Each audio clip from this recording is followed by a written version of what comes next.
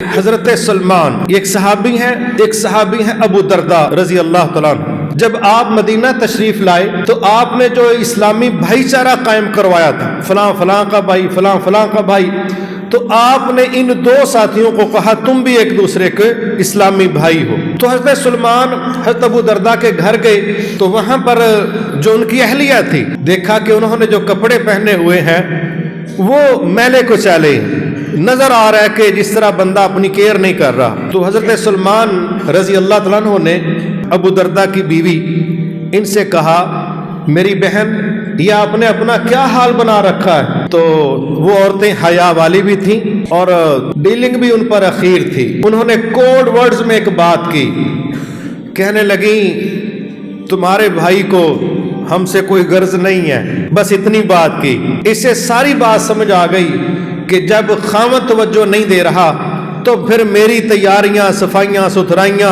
یہ کس مقصد کے لیے؟ تو یہ تو اسی لیے ہوگا نا، جب آپ کا بھائی میرے اوپر توجہ دے گا تو میں بھی اپنی تیاری کا لحاظ رکھ لوں گی۔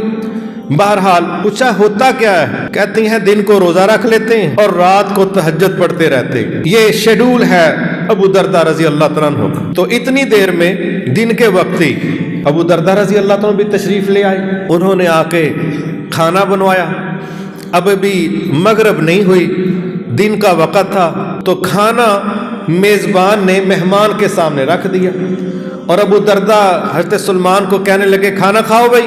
تو حضرت سلمان کہنے لگے بھائی میں بھی کھاؤں گا، آپ بھی میرے ساتھ کھاؤ۔ تو ابو درداء کہنے لگے میرا روزہ ہے تو میں تو نہیں کھا سکتا۔ وہ کہنے لگے روزہ افطار کرو، میرے ساتھ کھانا کھانا پڑے گا آپ کو، نفلی روزہ ہے، افطاری کرو ابھی وقت سے پہلے۔ روزہ کھلوا دیا۔ اب وہ رات ادھر ہی ٹھہرے، عشاء کے بعد سونے لگے۔ کچھ ہی وقت گزرا نماز کے بعد تھوڑا سا، تو جو میزبان ہے ابو درداء رضی اللہ تعالیٰ عنہ وہ کھڑے ہو گئے اور کیا کرنے لگے؟ تہجد پڑھنے لگے، یعنی شروع کر رہے ہیں۔ حضرت سلمان جو ان کے گھر آئے تھے، یہ چونکہ آج تربیتی دورے پہ تشریف لائے تھے، تو انہوں نے میزبان کا بازو پکڑ لیا، کہا سو جا پڑھنے تہجد، لٹا دیا، سو گئے۔ کچھ دیر اور گزری، حضرت ابو درداء پھر کھڑے ہو گئے، پھر تہجد پڑھنے کی کوشش کی تو مہمان جاگ رہا تھا، مہمان نے پھر پکڑ لیا، کہا لیٹ جاؤ، وہ چپ کر گئے، لیٹ گئے۔ رات کا جب پچھلا پہر ہوا تو پھر حضرت سلمان کہنے لگے اٹھیں اب آپ بھی تہجد پڑھیے، میں بھی پڑھتا ہوں۔ تہجد پڑھی، صبح نا یہ سارا واقعہ ابھی رسول اللہ صلی اللہ علیہ وسلم کے پاس جانے والا ہے، تو ابو درداء کو نصیحت کر رہے ہیں حضرت سلمان۔ کیا کہہ رہے ہیں؟ کہتے ابو درداء تم پر تمہارے رب کا حق ہے، کرو اس کو پورا، تم پر تمہارے نفس کا بھی حق ہے، اس کو بھی پورا کرو، اور تم پر تمہارے اہل و عیال کا بھی حق ہے، اس کو بھی پورا کرو۔ یہ تین باتیں انہوں نے کی۔ تو صبح بہرحال ابو درداء گئے نبی صلی اللہ علیہ وسلم کے پاس، کہنے لگے رات میرا مہمان آیا تو اس نے تو بھئی مجھے روک دیا ہے، میں ساری رات تہجد پڑھتا تھا، اس سے بھی روک دیا، تو روزہ بھی میرا زبردستی افطار کروا دیا ہے۔